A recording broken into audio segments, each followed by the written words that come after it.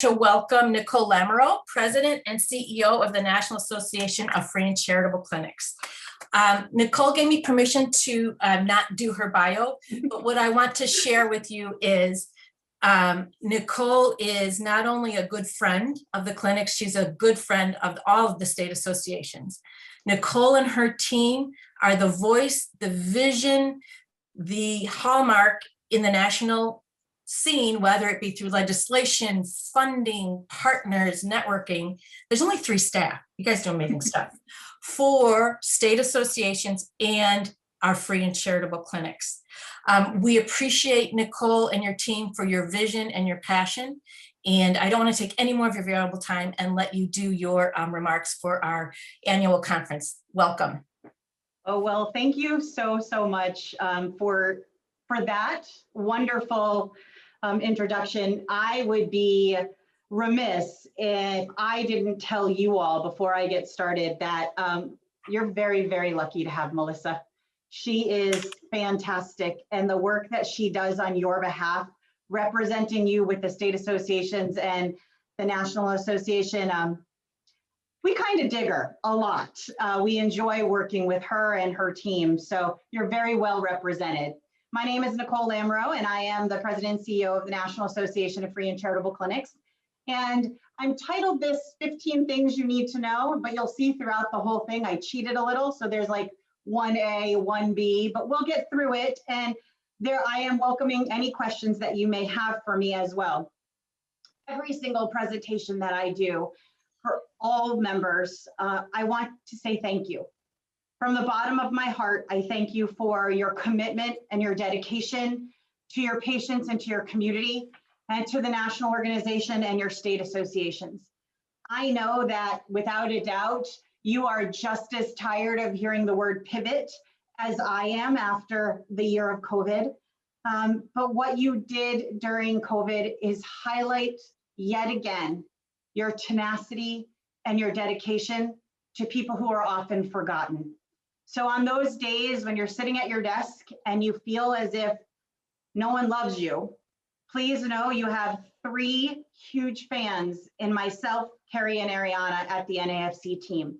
We are honored to work with you and even more honored to work for you.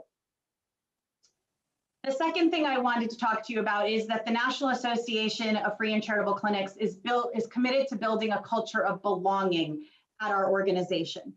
So I say this to you now, with all that is going on in the world, I understand if maybe you just don't want to look at my face, so you can feel free to turn off your camera at this point in time and just listen. I know that right now the world feels incredibly heavy with trials, the murder of George Floyd, the murder of a next Black man, the murder of children, a shooting in Long Island that just happened today, and with the racial divide that we have in this country.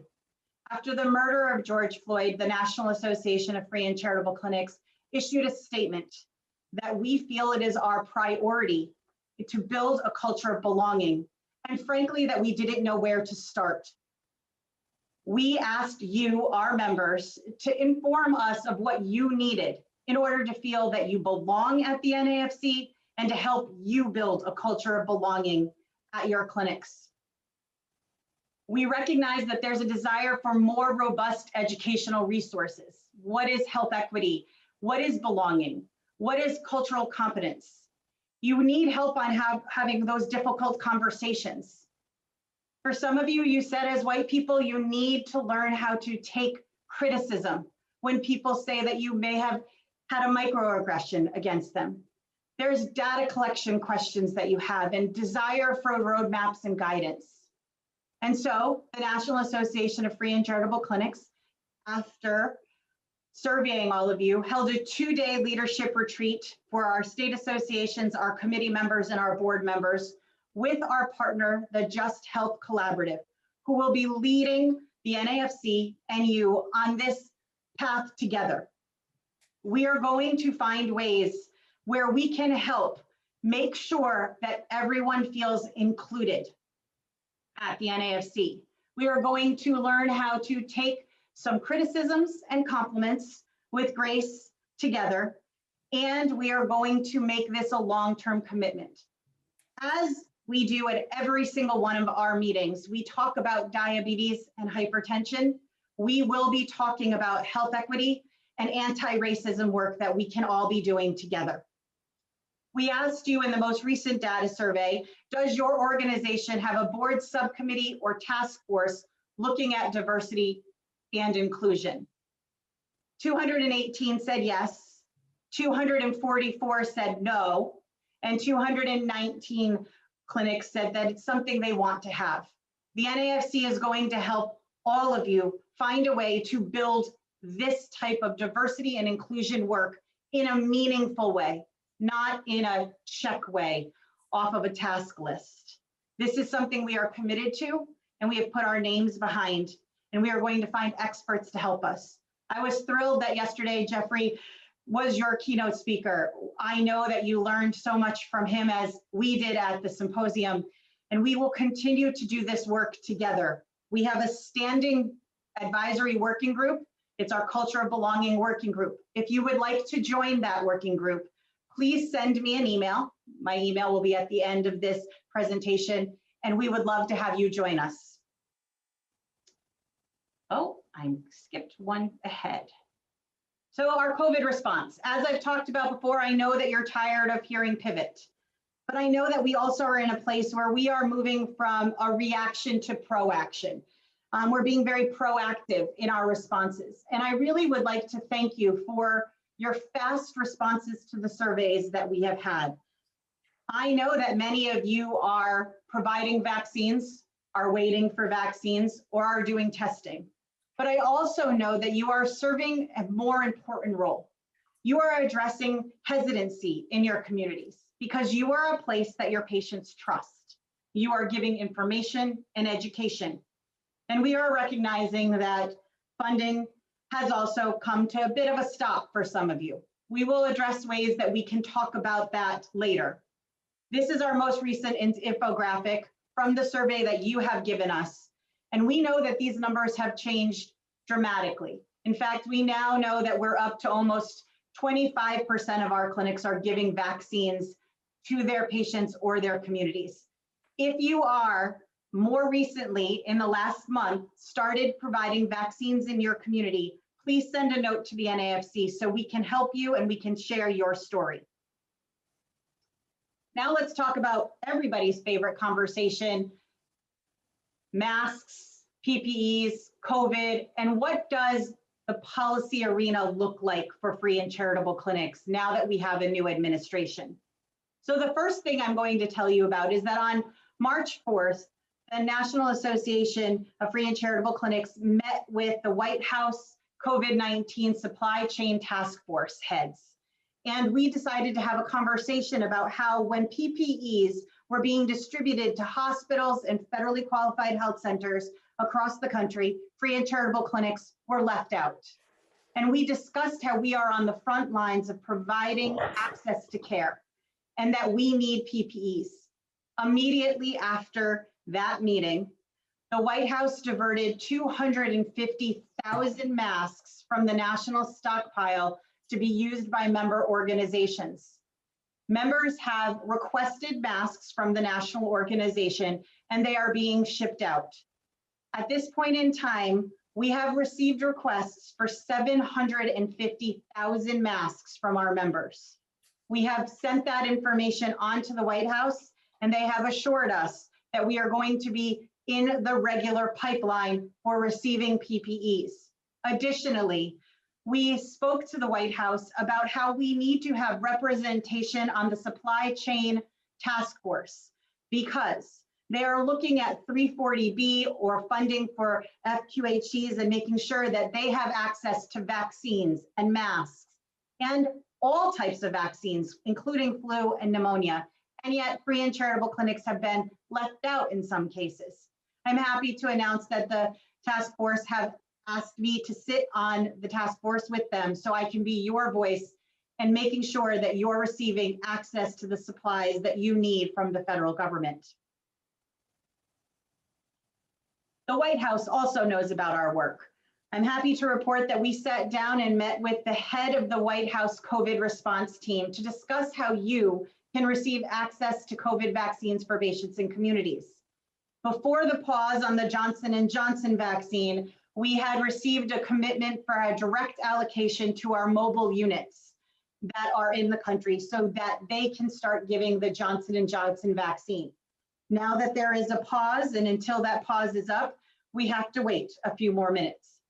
In lieu of getting us a direct vaccine, the head of the vaccine task force and response team made a commitment to call each and every governor across the United States of America to tell them that free and charitable clinics are on the front lines and they deserve access to vaccines so we can start making sure that people have more access to the vaccines than they do now. Again, this is only if your clinic chooses or wants to have vaccines. We have heard from our members that more than 60% of the members of the NAFC would like to give vaccines in their communities. But if you would rather be a place that connects your patients to finding out where there are vaccines or sharing information about the vaccines, we encourage you to keep doing so.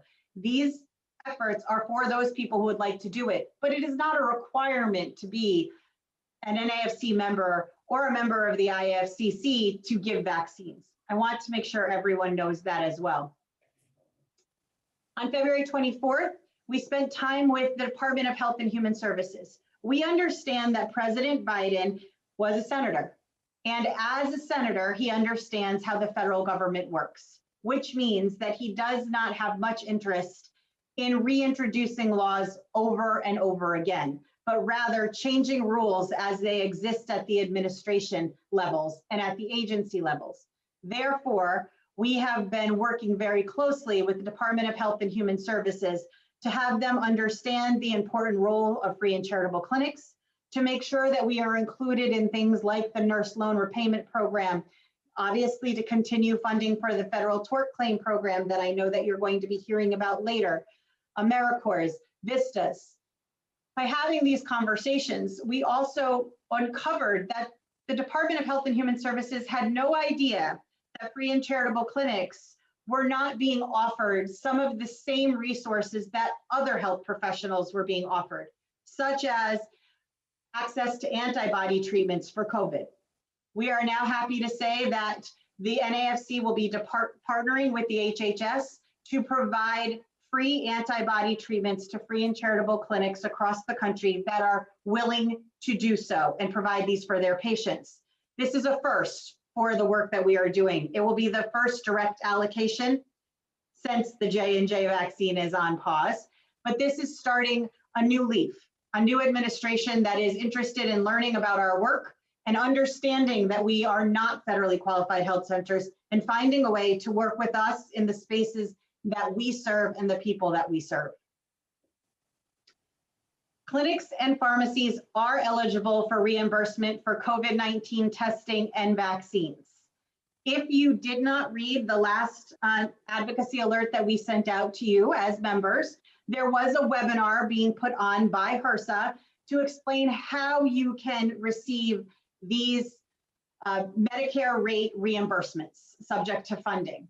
If you did not hear that teleconference, we have put on this slide, and I will send this to Melissa for her to send out to you, how you can find more information on the uninsured's program.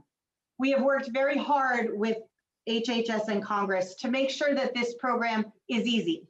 When it first was rolled out, there was a lot of reporting that needed to be done, and we understood that that was not realistic for many of our members.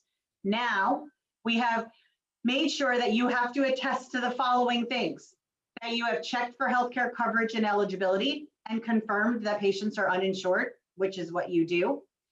You have accept Divine program reimbursements as payment in full. Well, you're providing these things for free, so there will be no problem for you to be reimbursed. You agree not to balance bill the patient, which many of you do not. If you are a charitable clinic listening to this, you should call me directly so we make sure that you can still be eligible for this. And you agree to the terms and conditions, which is that you will continue providing COVID testing and vaccines to the uninsured for free. Again, there is a frequently asked questions document, as well as more information at the links provided above. I would highly encourage those of you who are providing these services to your patients to really think about if this fits for you. Now, there will be questions. You will have to see if it interacts in any sort of way with your Good Sam law, or if it will impact any of your existing partnerships. But for many of our clinics, they have found ways to be reimbursed for what they are doing, and it has allowed them to keep their doors open. And this year, I'm happy to announce, and Melissa was the first person to receive the notice from Congress, that free and charitable clinics and pharmacies were eligible to request federal funding from Congress. Every other year, I have given you a report, and I have said that since the Obama administration, free and charitable clinics and the NAFC were not eligible for an earmark from Congress, because during the Obama administration, those earmarks stopped. This year, we worked very hard when we heard that the House of Representatives was considering bringing back earmarks for specific programs. And those specific programs were health facilities, construction and equipment, and telehealth and information technology. We worked very hard to ensure that free and charitable clinics and charitable pharmacies were eligible to request this federal funding from Congress. Now, it wasn't a perfect system. I wish I ran Congress, but I don't. So we had 435 members of Congress with 435 different application processes and different deadlines. And we had some members of Congress who have said that they were not going to do earmarks at all because it was not what they agreed. But the success and the victory is that this Congress had opened up this program to free and charitable clinics and pharmacies for the first time ever. And at this point in time, while we know that members only had 10 programs that they may move forward, we know of 7 clinics that have had their programs move forward, and now they are hoping for funding. It is our hope that this program will continue for those of you who are interested in receiving federal funding. For those of you who are not, then you do not have to take part of this program either. But this was something that 80% of our members asked for in 2020, and we were able to deliver on this year for you. There are educational opportunities available at the NAFC. So we will have a virtual healthcare symposium October 27th and 28th. I would rather be with you in person. However, in Indianapolis, they were only going to allow us to have 150 people in our general session room. And the last NAFC symposium, we had 575 people. So we knew that that wasn't going to work. So we are asking now for some speakers proposals. All applications must be submitted by May 11th. And if you are a speaker, you get 50% off your registration fee. And we have put in here an application, a link to the application. I would encourage all of you to really think about how you can help share your information with people across the country. Everyone wants to hear about something that is unique or different, or your success stories. But I also know that people would love ways to help you or have you help them address some of the challenges that they have addressed during COVID as well. Please don't hold your knowledge to yourself. Please share it with everyone else. Number 10 is probably the hardest part of this presentation for me. It's me encouraging you to always be prepared. As you all know from being an NAFC member, because of the board announcing it to you, I have been since February 13th receiving threats on my work phone, on my email, and unfortunately now at my home. These threats are focused nationally, but specifically on me because of the work that I'm doing to advance the mission of free and charitable clinics and the medically underserved. We included a link to this notice. This has been a trying time, so we do ask for your patience with the NAFC staff, but I also encourage each and every one of you to identify and adapt or adopt an anti-violence plan for your clinic, an emergency action plan for your clinic. We've given you a sample disaster plan from the NAFC that addresses everything from weather to now pandemics that you can download. We also have given you a copy of our meeting event code and conduct and a harassment policy. While these threats are not at all addressed at any free or charitable clinic across the country, but rather, unfortunately, at myself, we at the NAFC have reviewed all of these plans ourselves, and we know what to do if something happens. Please don't put off your disaster preparedness work for another day. We know if COVID has taught us one thing, that a pandemic stops at no one. So please be prepared and do your safety drills with your teams. Your fire drills and your evacuation drills are very critical to make sure that if something ever does happen, you're ready to handle them in a respectful and easy and fast way. Let's talk a little bit about national standards. In 2018, the National Association of Free and Charitable Clinics announced a rollout of our national standard programs for members of the organization. Annually, members of the NAFC are required to complete a data collection form, which included such information as patient numbers, addresses, volunteers numbers, and budget size. And after speaking with our members for years prior to 2018, there was a desire to have some sort of standards program that highlighted the great work that you do, highlighted some of the holes that you may have, and helped you share some of the excellent things that you're doing at your clinics. Well, we had started in 18 a way for the members to self-report. And so each member from the NAFC has to fill out the data collection part, but you can choose to do a self-attestation standard questionnaire to receive a bronze, silver, or gold seal from the NAFC. We have made it as super simple as possible. We prepared a toolkit for you to download, which is linked right here, that has a copy of every single one of the documents you need to receive a gold seal from the NAFC. The data collection period for this year was January 15th to February 28th, and I'm thrilled to report, and I am so very thankful to you, that 95% of the NAFC members completed this data collection form on time and will receive a seal in June. This data is combined into infographics where you can use them, but more importantly, the NAFC can use them to highlight the important work of the member organizations. To give you a hint, these are the seals and the levels that people received in 2020. And we anticipate that the silvers are moving up to gold and the bronze are moving up to silver because we have been working with clinics all year long. Now, we also have recognized that some of you didn't want to receive seals. So if you chose to go through this process, you didn't have to. Maybe you were it was your first year in operation, or someone was retiring, or it just didn't fit. Then we had that option as well for members. Why did we do this? Because data is critical.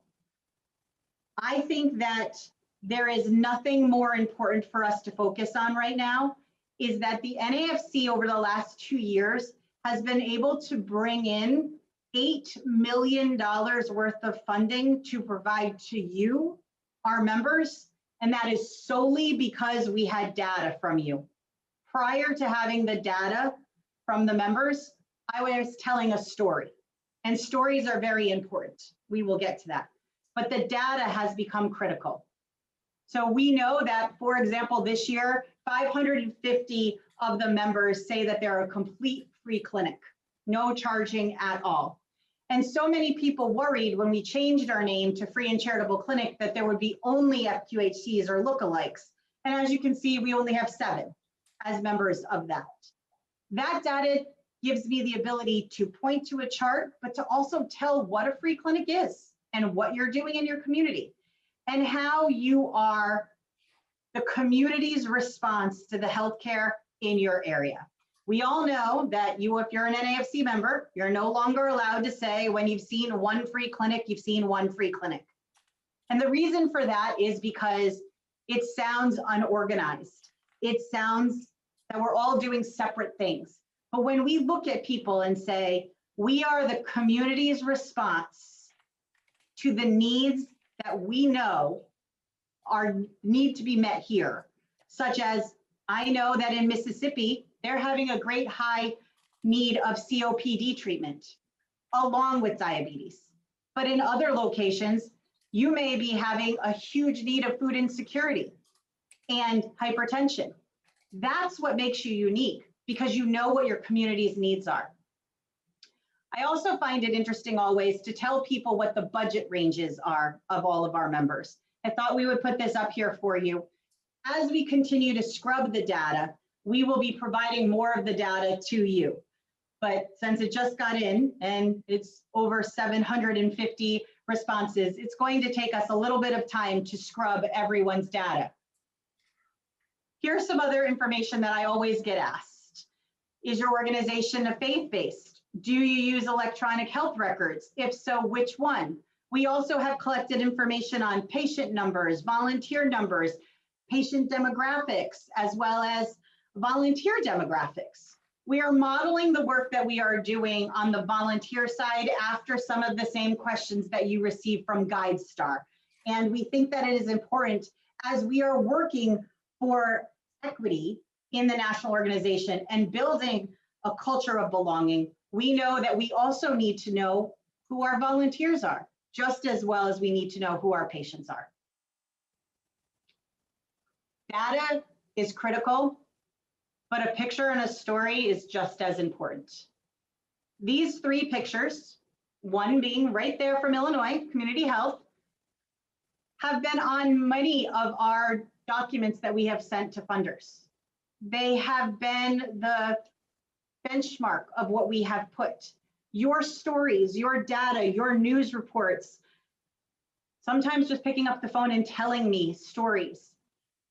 I can back all of that up with data now, but it's your heart and your dedication that shines through for so many people, especially our funders.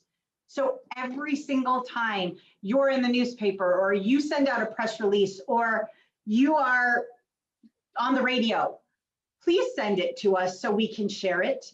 If you do none of those things, but you would like to send some pictures of your clinics and your volunteers, please do that. We would love to highlight you and the work that you're doing to all of our people on social media and to all of the funders and our individual donors so we can elevate your story to people across the country.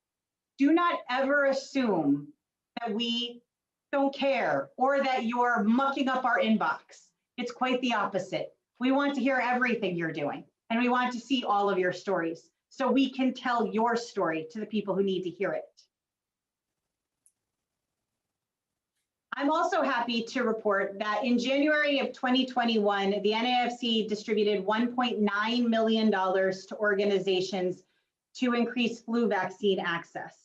In addition to these funds, the NAFC has just secured an additional $3.7 million in funding to provide to you in grants that will be available to NAFC members throughout the year. The requirements for these fundings are you must be an NAFC member in order to receive access to those funds. And your reporting requirements will be twice a year. And 50% of every grant that comes out of the NAFC can be used for staffing or overhead at all times. That's one of the requests that you asked us from as members, and that's something that we have been working with our partners on. We do know that we have some partners like a Direct Relief who is completely interested in providing us funding for 100% request for operations. And we hope that that funding will be coming through. But the CVS Health Foundation or Center for Disaster Philanthropy or a BD, it took us some time to get them to understand that 50% of the money needs to be used for core mission support. And I'm happy to say that every one of them has agreed to do that for us. As I mentioned, we will be also donating the masks. We now have another donation from Bombas socks that we will be sending out to you. If your clinic needs socks, you can ask for an allocation of those. We negotiated a free medication program for GoodRx for clinics, and I'm happy to say that that will be opening again at the later part of the year for you to apply for. And yet again, we have free access to Practice Fusion and the Athena EMR for NAFC members. And it's only April. So we're going to continue to try to get even more funding for you because we know that you need it. We know that COVID diverted funds from the work that you were doing and from the programs that you have, but we will continue to work for these grants and work for these in-kind contributions for you as well. And finally, before I close, we're here for you. Please find us on Facebook, please find us on Twitter and Instagram and LinkedIn. And more than that, please just email us. Please tell us your stories. Please know that we are honored to work for you every day. If you have an idea, please send it to us. We may just not have thought about it yet. If I could ask you to take away one thing from this meeting is that, yes, we work hard for you, but it's because you give us something that is so wonderful to believe in. And it's because you care so desperately for your communities that we want the world to know who you are and what you're doing. So please talk to us because we can't wait to hear from you. Thank you so much for having me here today. I look forward to addressing your questions. Thank you so much, Nicole. Once again, you speak from the heart. You are the visionary for free and charitable clinics and state associations, and you and your team are so dedicated. As I said to Nicole, this group is not shy for asking questions. So please put your questions or comments in the chat. No, either Q&A or in the chat. And I would just like to say for Nicole, Illinois, we looked ourselves at doing our own standards, and we chose intentionally. We had a work group, we had looked at data, and we looked at NAFC standards, and we were like, why do we need to have Illinois standards when we have NAFC standards? So I just want to say that we applaud, support the national standards and would encourage our members to apply. So many times members will say, how do we kind of justify, or how do we explain who we are? Having that is not the whole thing, but it's one thing that's very, very helpful. The other thing I just wanted to say to the members is membership in IFCC, while we work together, NAFC and IFCC, as it is right now, the application to apply for IFCC is separate than the application to apply for NAFCC. We work together, we coordinate, but we really need to have separate applications at this time. So please apply for both of us, and I would encourage the benefits far outweigh it. So now we have a question. Thank you, Nicole, for your endless work and helpful presentation. In reaching out for PPE for our clinics, is it possible to request gloves? The prices have been escalating and it is rare to find a group that offers free gloves, but masks have been easier to obtain. Yes, absolutely. So that was our second request to the supply chain task force, was to divert gloves to us, as well as we have the requests into CVS Health for them to also donate gloves to the free and charitable clinics through our network. So we are working on gloves. I think that we are almost there in signing an agreement, but we will continue to push for that. And at any point in time, if you are not using the NAFC GPOs, group purchasing programs, there are specials running on gloves through those as well. When you receive this deck, you can just send an email to us and we can connect you with some of those gloves as well. Thank you, Nicole. Here's a comment from, I just have to say, our friend Suzanne Hoban. Thank you for your continuing, and I didn't say the other one was from Mark Davis. I'm sorry. Thank you for continuing to be our advocate. These updates are always so helpful. Is there any particular legislative priority that you are particularly hopeful about getting passed this year?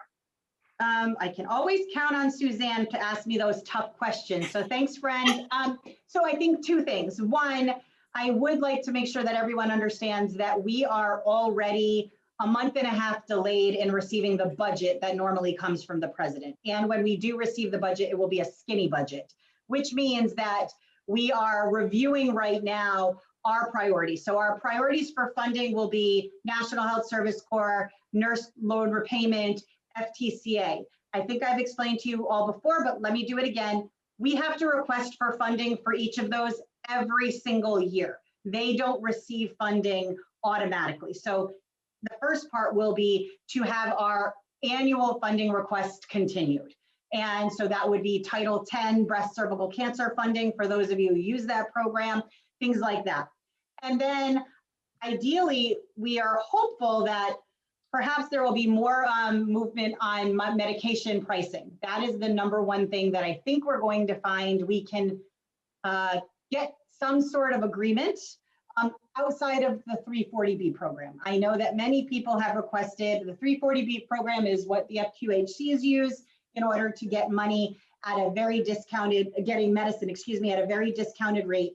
That's not going to be moving farther this year, but I would think any medicine conversation, Suzanne, would probably be right now this year, but also knowing that the president is very focused on his infrastructure bill, that I think that's going to take up a great deal of time in order for things to move through. So we will continue offering amendments to that, that bill as well. Thanks, Nicole. And I appreciate you briefly mentioning or listing FTCA in that. And as I had said at the end of one of our two breakouts one is going to be on FTCA. And I think sometimes, myself included, we're like, what is that, right? So Right. We're not asking you to be the subject matter expert because we're going to have a clinic explain that. But if you could help us kind of give us an overview of what that is, so that kind of helps kind of tee up the next breakout section. Sure. So the Federal Tort Claims Act is malpractice protection for free and charitable clinics.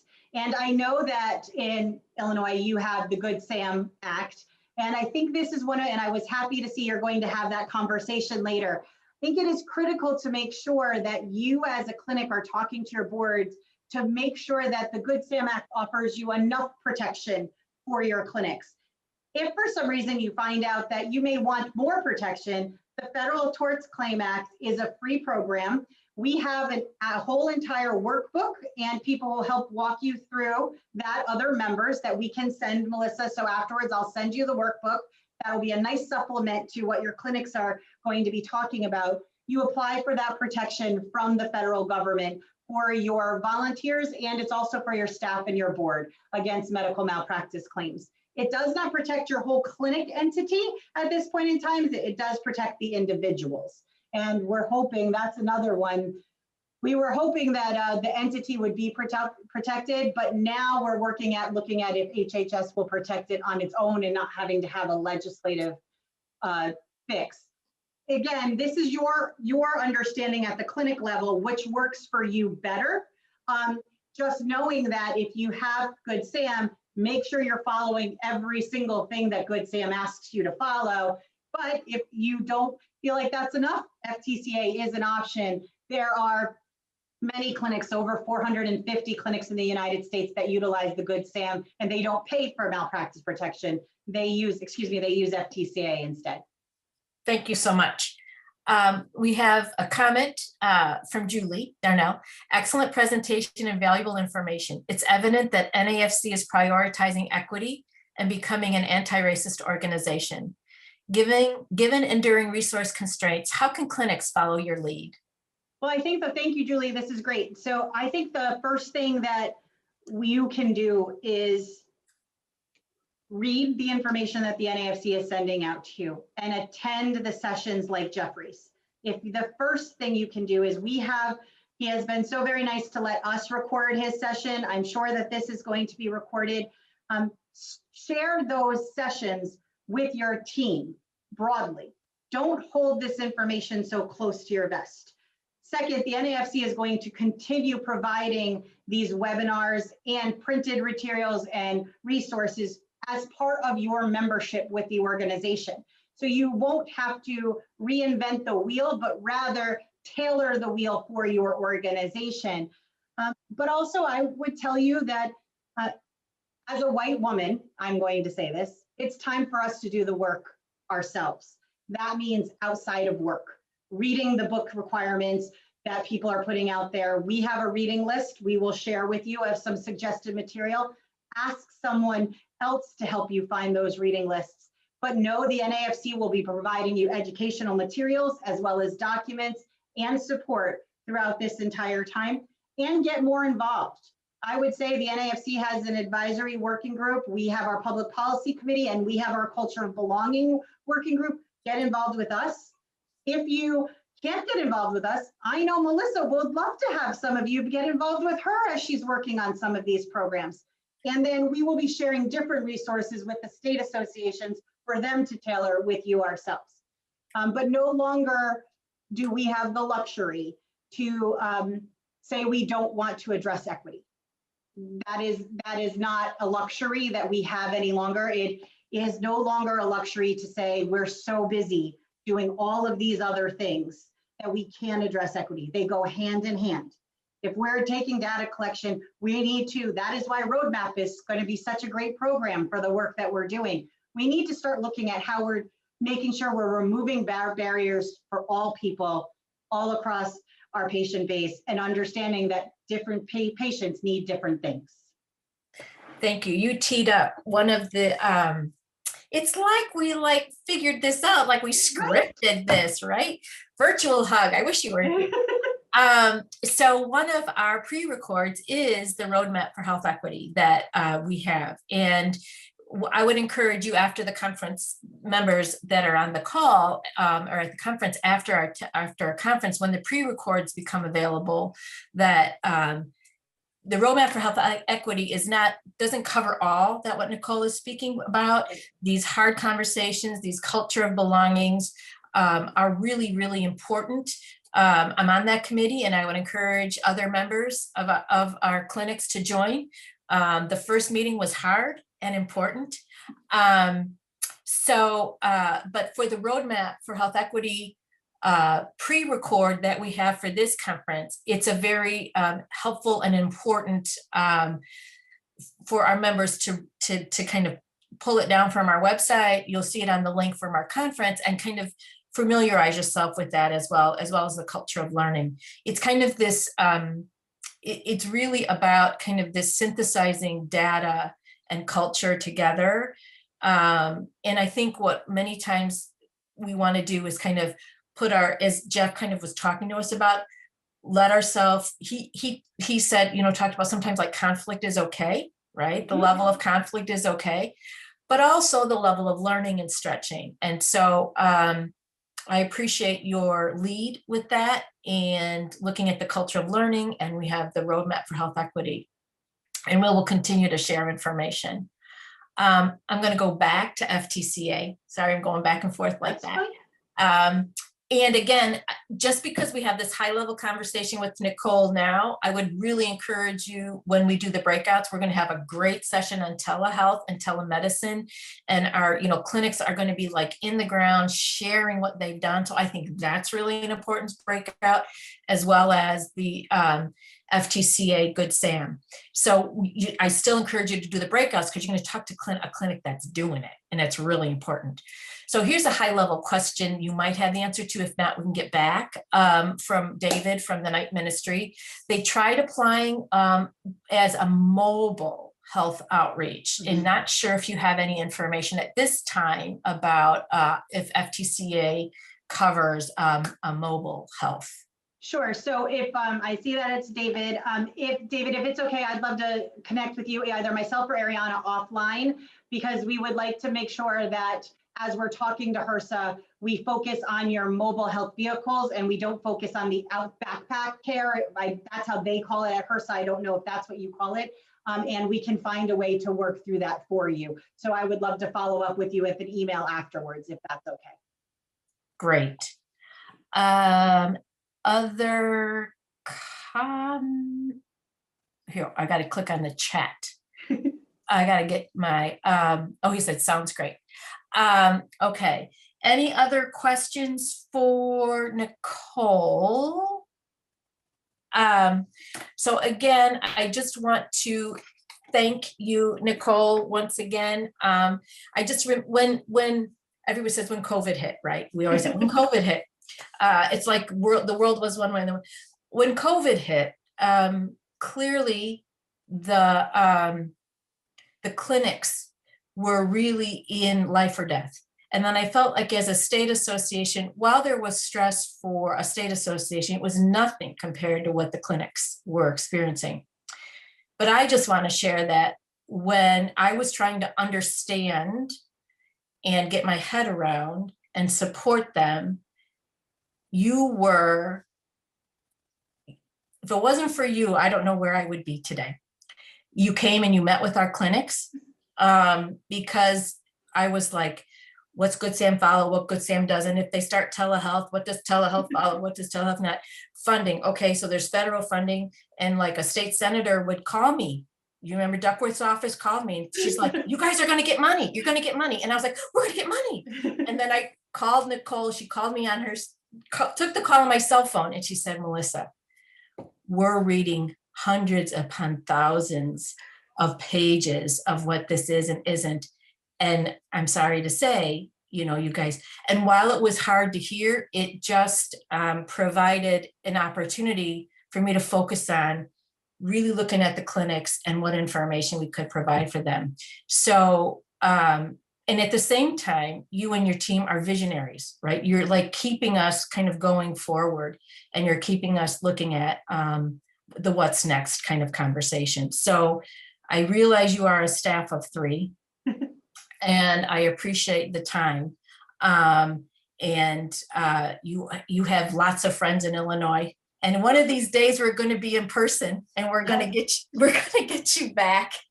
I would love that. And thank you for having me. Thank you. I try to make it out of the meeting without crying, but I didn't. So thank you very much for that. And I just really appreciate you. And thank you for letting me be a small part of this time with all of you. And I hope you enjoy the rest of your meeting. Thanks, Nicole.